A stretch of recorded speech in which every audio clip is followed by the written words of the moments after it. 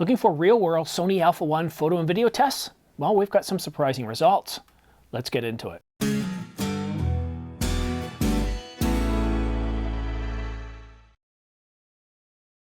Hi, I'm Simon. Thanks for tuning in to The Ordinary Filmmaker. Subscribe to get notification of new videos like this one so you don't miss any news, rumors, gear reviews, or tutorials.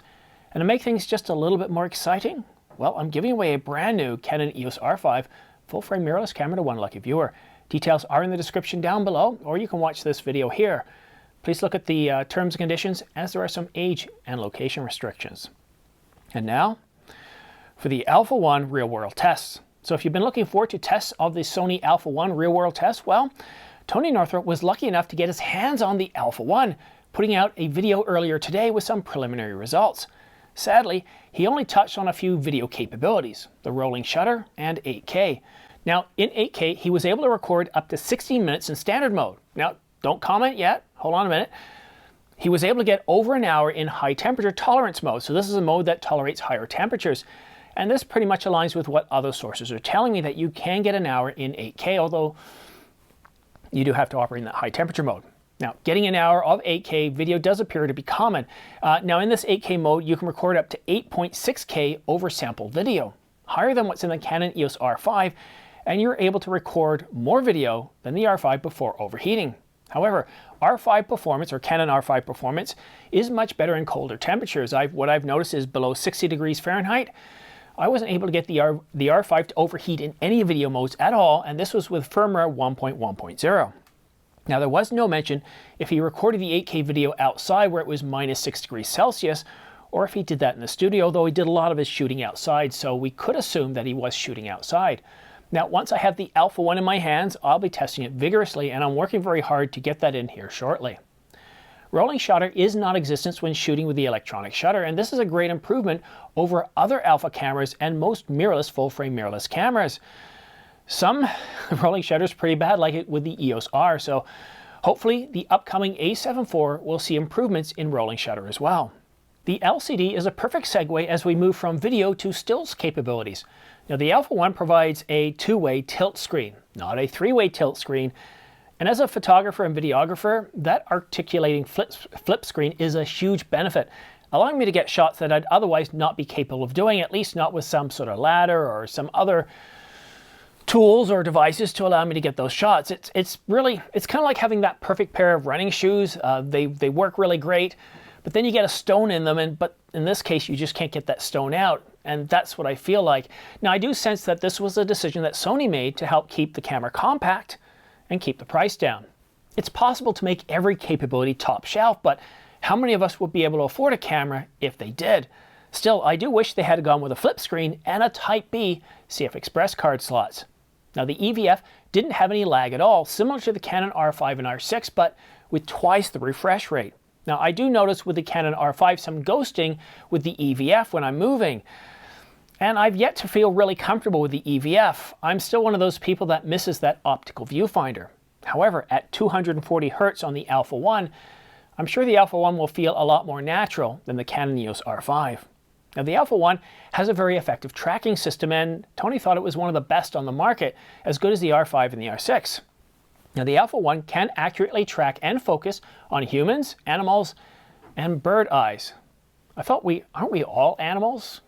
Shouldn't they just say animal eye? Anyhow, I'm not going to get into that one because I know some people get really offended over that. Tony did find that the accuracy of bird eye autofocus wasn't as reliable as on the R5. On occasion, it would focus on an eyelash or some other part, and this was more common with pets, but if hairs were hanging down or some other obstruction, it would focus on that first. Now, if you have the A7 III or the A9 Mark II, you'll find that the new autofocus system is much improved. However, he did miss a lot of bird shots. He believes that further testing is required, as he only had the camera for a limited time. Now, he said that cold potentially could have had a problem. He was shooting in about -7 centigrade, which is, what, 14, 15 Fahrenheit? I'm not too sure on my Fahrenheit at that scale. But I kind of doubt that's the case. I recently had some autofocus issues with the R5 when shooting in the cold. It was -14 Celsius, so quite a bit colder than what Tony was experiencing. But I don't believe it had anything to do with the cold at all. What I was noticing is I was getting some ice crystals forming out of the air, which is common at that temperature, and some blowing snow that would come into the frame every now and then. And that would cause the focus to just pulse, even though I had eye autofocus and face detection on. Now, just yesterday, I was filming in the same temperatures. It started off as -14, and it did warm up to -6, again, similar to what Tony was experiencing. And I didn't have a single problem with the autofocus system at all. So just keep in mind that this is a brand new camera. It's just come out. A lot can be fixed in firmware updates. Just look at the R5 when it first came out and all the controversy that was there over overheating and other things. And of course, by the time we get to firmware 1.1 on the R5 and 1.2 on the R6, a lot of those issues have, well, been improved dramatically. So keep in mind, remember, this is a new product out in the market. You can expect some issues to be fixed in firmware updates. Now, the Alpha 1 is capable of capturing 30 frames per second.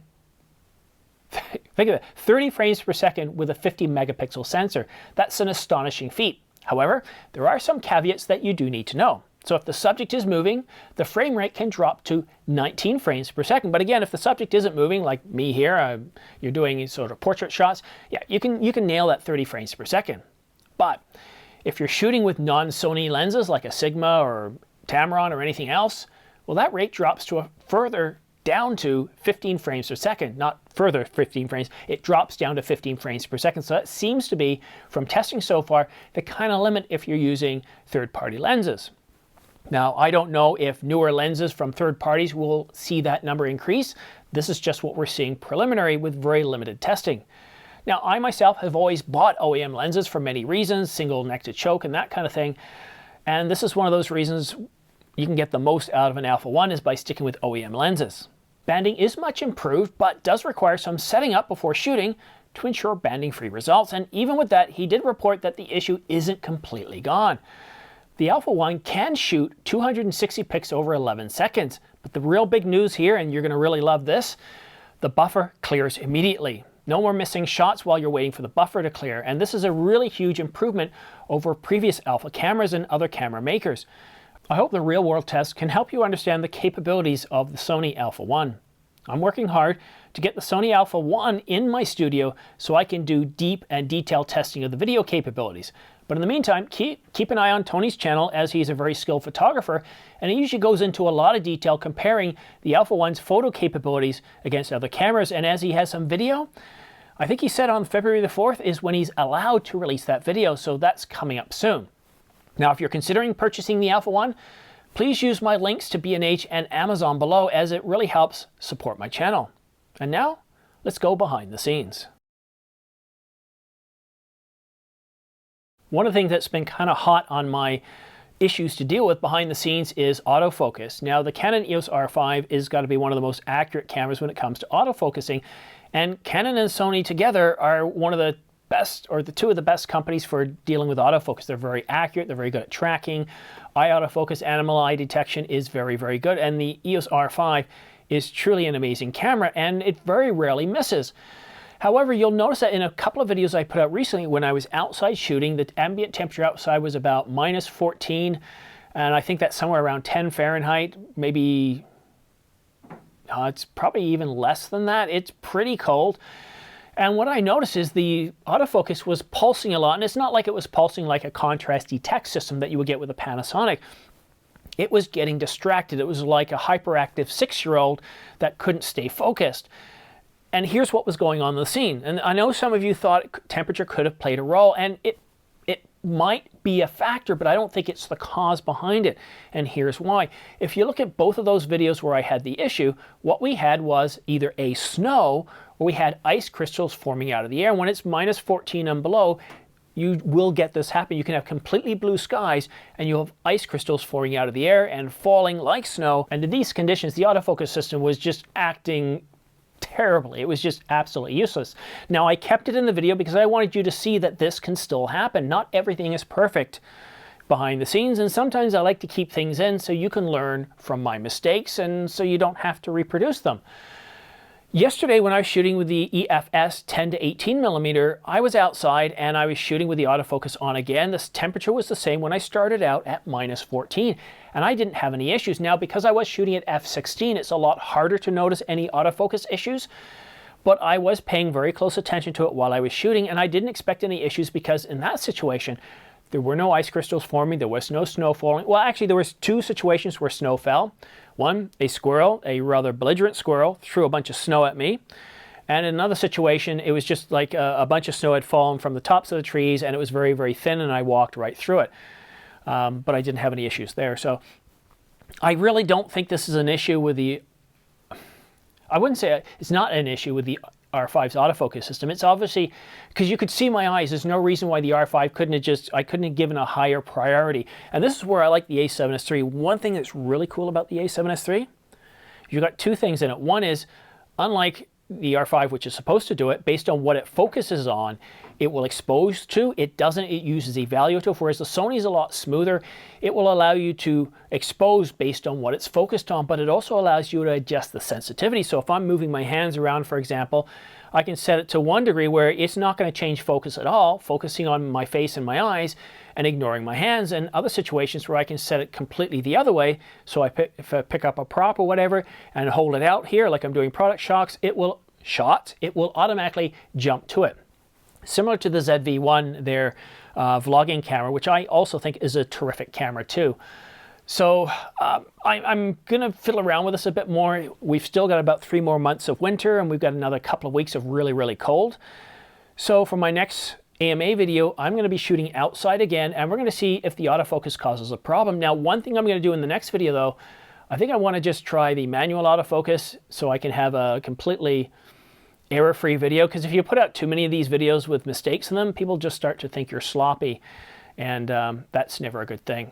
But that's it for now. Don't forget to subscribe for your chance to win 2 Angelbird 128GB AV Pro MK2 V90 SD cards along with a dual card reader. Or you could also win the Ulanzi LED light package with accent lights, underwater lights, and various other flat panel lights that you could use for your channel or lighting your subjects. And I'll be awarding these 2 prize bundles once the channel reaches 30,000 subscribers. And I'll offer up a different prize every 10,000 or so subscribers until this channel reaches 100,000. At which point, I'll be awarding a brand new Canon EOS R5 full-frame mirrorless camera to one lucky viewer. And on that bombshell, thank you once again for watching The Ordinary Filmmaker. We'll see you again soon.